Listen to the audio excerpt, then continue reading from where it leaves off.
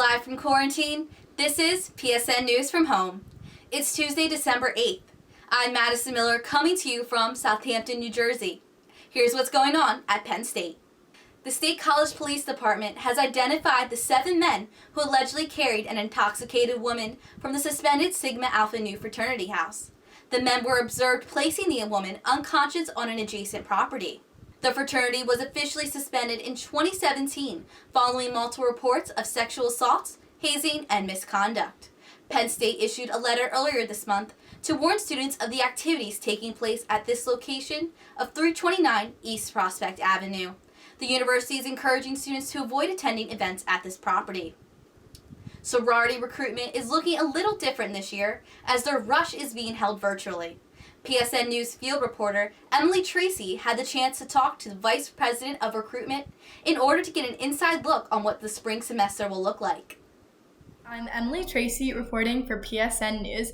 This year, a lot of events look a little different, and one of those events is sorority recruitment. With some aspects on Zoom and others asynchronous, I spoke with Vice President for Recruitment, Gia Mano, for some much-needed clarity for the spring. I take care of all of the logistics for recruitment, so the scheduling, all of that kind of stuff, the behind the scenes, that's what I do. What are some of the biggest changes that we'll see?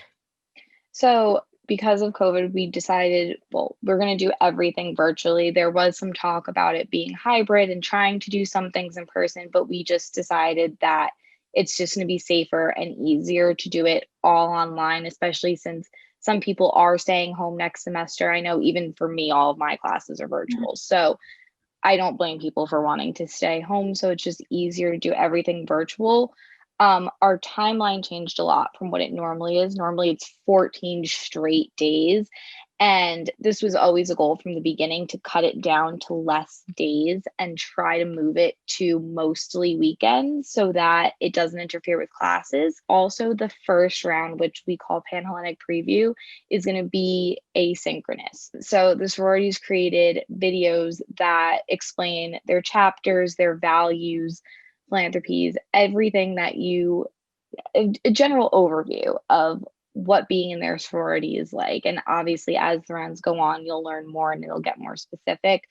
But in the first round, they've created these videos where potential new members will learn all about them. And I know some people know this if you've looked into registration at all.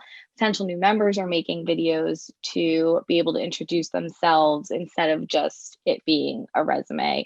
For PSN News, I'm Emily Tracy. Thanks for watching. The new executive board members for the University Park Undergraduate Association are now confirmed as of Wednesday. Members also rewrote its policies during its 6-hour meeting. The association serves as Penn State's student government and works to improve student life on campus. Jordan Zaya was confirmed as the new Chief Justice of the Judicial Board. The Assembly also unanimously confirmed Antoinette McFarland as the Executive Director of Finance.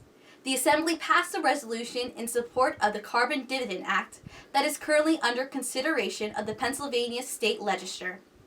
Representatives also passed new campaign rules for next semester in attempts to adapt to fully virtual elections. Students are no longer allowed to campaign in person or use photos of themselves that include Penn State landmarks. The organization also changed their annual Meet the Candidates Town Hall to 2 separate town hall events in the hopes that more students will attend. That was your Penn State News update. After your local weather, Samantha Menuza will bring you the latest in entertainment.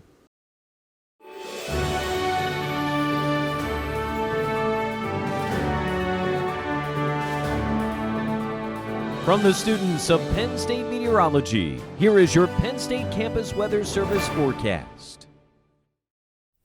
Good evening, I'm Dana Osgood with the Penn State Campus Weather Service, and here I have your PSN Tuesday evening forecast. So for our weather headlines for this week, clouds dominate most of the week, which we can take a look at on the radar a little bit later.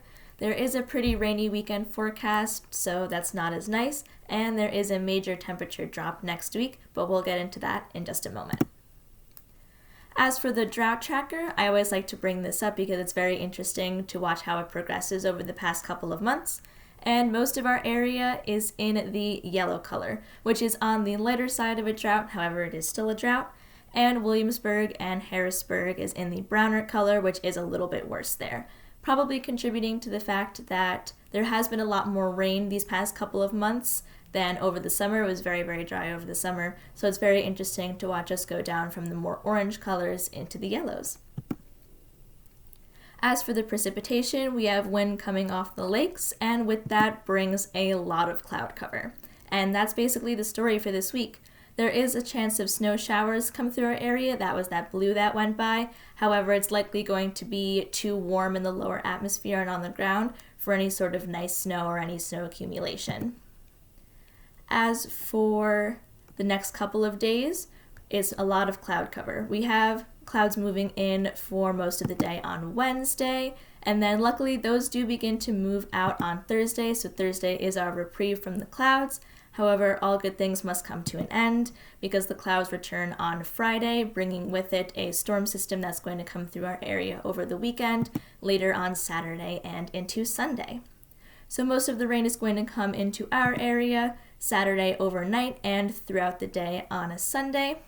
Though once that moves out of our area, temperatures will begin to drop, which we'll look at in the 7-day forecast, though clouds go with it too, so sunshine does return for the beginning of the week next week, which is really nice and very different from the week we're currently in. As for tonight, getting cloudy, we got some increasing clouds overnight with a low around 27. For tomorrow, mostly cloudy skies from last night with the increase in clouds, and a high around 41. And if we take a look at our 7-day forecast, we have those clouds I was talking about on Wednesday, though Thursday we do get a reprieve from that, so we have sunshine for a day, though patchy clouds do return on Friday, and bringing with it the storm system that comes through our area Saturday in the afternoon and over Sunday as well. And Sunday I did put in the mixed precipitation graphic because our area will mostly be dominated by rain, but there is a chance for a little bit of snow showers. Monday we have decreasing clouds and with it decreasing temperatures, and the sun returns for a nice, beautiful, but chilly day on Tuesday. For the Penn State Campus Weather Service, I'm Dana Osgood. Have a wonderful evening.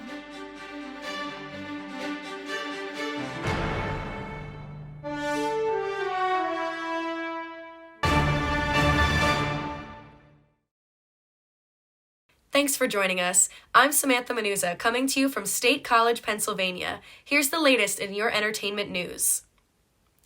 Come and celebrate a message of hope and light this Thursday, December 10th, with the Chabad of Penn State and the Chabad Student Group in a socially distant car menorah parade from 4:30 to 5:30 p.m. This event kicks off the first night of Hanukkah, the Festival of Lights, and will feature fire jugglers, live music, pre-wrapped treats, and prizes for children. The parade will begin at 443 East Waring Avenue and continue through downtown State College, ending at the Allen Street lot across from the municipal building. All participants are required to wear a mask and remain socially distant when and if they leave their vehicles. Those unable to attend can watch the event broadcast live. Last week, Penn State Center Stage presented the live virtual production Cabaret of Many Colors. This production showcased several students of color's talent like singing, dancing, poetry, and more. PSN News field reporter Rachel Suga has the story. Penn State's School of Theater has had their own unique challenges during the COVID-19 pandemic as they perform socially distanced. Cabaret of Many Colors premiered on Friday, December 4th, showcasing several students of color's talent and perseverance throughout these unprecedented times. Dancer Jimin Moon and vocalist Carmela Manapat sat down with me after the premiere to discuss the project. Steve Broadnax is just literally such a genius, I think. And even though each of us only got a little bit of time with him, because there were so many acts and stuff to go through, but I just getting to work with him was a dream come true. And I think also really working in, I know that Carmela and Alyssa, they filmed theirs separately, but I filmed mine in the green screen studio that the School of Theater created this semester. And that was just such an interesting and I think really important experience to understand how to play to the different cameras, especially as theater majors who, I don't know about you, Carms, but for me, I get so stressed out in front of a camera. Like, I don't like it. I want to just be on stage and then not have to see a camera ever. So that was a really great experience to work on that. And at least for me, like dancing, the studio wasn't very big, and I definitely had like practiced it in a larger space. And so just like practicing like, like changing things on the fly and like making it work no matter what happens, was really cool. How about you, Carmela? Yeah, just going off of what Jimin said, I think that this is one of the bright things that comes out of COVID times. Like, like we usually, like everything we do is live, and there's a beauty to having, doing a performance live. Everything is just real and upfront. But I think that having this kind of, cabaret online and having it mean something, and having it, with like that whole speech that we had in the beginning, like it gives it a kind of a live meeting in a way. And like I also think that it also brought all of us POC students together, because if I'm being honest, like I haven't been able to see all the girls that I was able to perform with because of COVID times, and like just being able to work on a song together and making it work was really lovely. And I don't know, it was kind of like a power move. Like we kind of popped off together. And I think that was like the biggest takeaway I got from it, was just it just all connected, and it was just honestly like a great way to finish off the semester. It's like giving young students of color this power and space to be themselves, I think just in and of itself is an important act. And I think it's important that we did this, because it shows how much we have, and how much color we have, and how much beauty there is. And I think it just opens a lot of people's eyes, because a lot of people like don't see it. Reporting remotely for PSN News, I'm Rachel Suga. This year, fans may find it a little harder keeping up with the Kardashians' holiday celebrations, as Khloe announces the cancellation of the family's annual Christmas party. With COVID cases rising in both California and the country as a whole, the star took to Twitter to answer questions regarding the event's status. She revealed that this will be the first time since 1978 that the family will not host their famous Christmas Eve gathering. Khloe said in a tweet, quote, "We have not done anything. No Christmas photos and no Christmas Eve party this year. COVID has taken over," end quote. Following backlash after both Kim Kardashian and Kendall Jenner hosted separate large gatherings during the pandemic, fans can expect to miss the family's traditional Christmas photo shoot in addition to the party this year. Noontime concerts hosted by Penn State's own SPA look a little different this semester, as the events are being held virtually and not in the Hope Robinson Center. PSN News field reporter Ava Brett had the chance to talk to their noontime concert chair about these adjustments. In a normal semester, Penn State Spa would have their noontime concert series in the Hub's Noontime Lounge. However, this year, Spa's noontime chair, Christopher Eichlin, had to make other arrangements.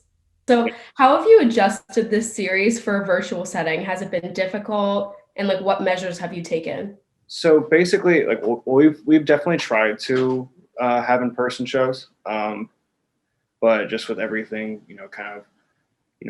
getting a little bit worse, but and getting a little more questionable, we've kind of slowly gone on the Zoom format.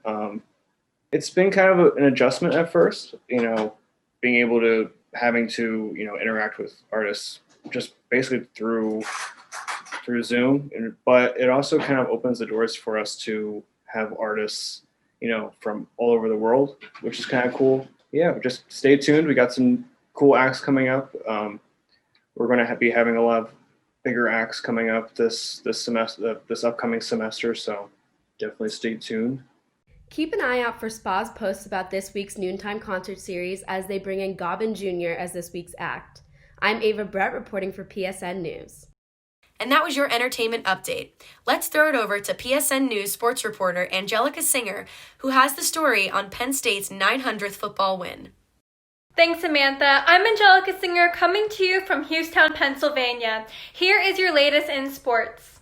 Penn State's 23-7 victory over Rutgers last Saturday is the 900th win in program history. Only 7 other college football programs have reached this milestone. Quarterback Sean Clifford threw a 29-yard touchdown to true freshman Parker Washington to get the first points on the board at the end of the first quarter. A 7-yard touchdown run by Devin Ford helped the Nittany Lions get out to a 17-0 lead going into the second half. The Nittany Lions also dominated the other side of the ball, limiting the Scarlet Knights to just 205 total yards for the game. Rutgers only put the ball in the end zone once, which was partly set up by Sean Clifford's interception. It was only the 3rd touchdown scored by Rutgers in their last 7 meetings against Penn State. Michigan State will travel to Beaver Stadium for next Saturday's game at 3:30 p.m. The Pittsburgh Steelers are no longer undefeated. The Washington football team took down the Steelers at Heinz Field on Monday night with a 23-7 victory. The Steelers blew a 14-point lead, which is only their second loss after they have been up by at least 14 points since 2004. The score was tied at 17 with 5 minutes remaining on the clock. With a chance to score, the Steelers decided to go for it on 4th and 1 from the Washington 28, since starting kicker Chris Boswell is out with a hip injury. Roethlisberger's pass to Anthony McFarland was incomplete, and the Steelers turned the ball over on downs for the second time. Pittsburgh's loss means the 1972 Miami Dolphins still stand as the only team in NFL history to have an undefeated season. Larry Zonka, the fullback on the 1972 Dolphins team, tweeted a video of him celebrating, stating, quote, "Tonight, I'm a Washington fan." That was your sports update. Coming up, Carly Knowlton will bring you the latest in national news. Thank you for joining us tonight. I'm Carly Knowlton, coming to you from Drexel Hill, Pennsylvania. Here is your national news update. About 85% of California residents are now facing new COVID-19 restrictions as the state struggles to continue with the virus. People living in Southern California and the San Joaquin Valley are under stay-at-home orders for Christmas. Businesses are not allowed to be open, and there's a ban on gatherings other than the people that you live with. The new order will last for at least 3 weeks. San Francisco Health Officer Dr. Tomas Aragon said, quote, "There is no place to transfer people if we run out of beds, and 3/4 of the state's hospitals' beds are currently full." California's governor said, quote, "We are at a tipping point in our fight against the virus, and we need to take decisive action now to prevent California's hospital system from being overwhelmed in the coming weeks." End quote. As of Friday, California had more than 1.3 million COVID cases. Restaurants will be open only for takeout or pickup. Hair salons, nail salons, movie theaters, playgrounds, museums, and bars will stay closed. Grocery stores will be limited to 20% capacity, and schools are allowed to continue in-person learning. The United States has seen a surge in the amount of COVID-19 tests being administered after the Thanksgiving holiday. PSN News field reporter Izzy Hayes can give us a look inside on how cities like Smithtown, New York, are handling the surge in the pandemic itself. Take a look. I'm Izzy Hayes, and I'm here in Smithtown, New York at CityMD. And just on the other side of this building, there's a line of people waiting to get their COVID rapid tests.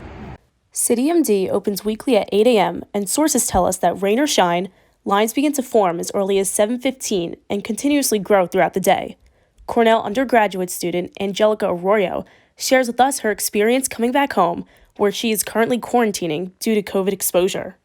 Quarantining has been kind of painful because at school I have mobility. I can go anywhere, hang out with people. Just because we get tested twice a week, it's like a bubble. I went to CityMD twice, and I waited in line the first time probably for 2 hours, and then the second time I went before they even opened, and I waited online for the same amount of time, even though I went there before they opened. So it was just really stressful. But then when you're home, it's just much different with COVID because you have to be careful with who you see because all your friends go to different schools. So it's just much more challenging, and you definitely feel lonelier at home than at school. Now, cases are expected to spike within the next month, so make sure you wear a mask and wash those hands. And thank you to all the healthcare workers who are working tirelessly to help everyone in need. Once again, for PSN News, I'm Izzy Hayes. Former New York City Mayor Rudy Giuliani has coronavirus, which was announced through President Trump's Twitter account on Sunday. The 76-year-old was admitted to Georgetown University's medical center. He did not have any symptoms or test positive for the virus until more than 48 hours after his return from Arizona, Michigan, and Georgia. Giuliani is the lead lawyer in the efforts to overthrow the results of the election and claims he has evidence of widespread voter fraud. Giuliani tweeted that he is feeling good and thanked everyone for their prayers and kind wishes. And that's all for tonight on PSN News from Home. Be sure to check us out on Twitter and Facebook at PSN News, on Instagram at Penn State Network News, and to subscribe to our YouTube channel at youtube.com/PSN News. Have a good night and stay safe, Penn State.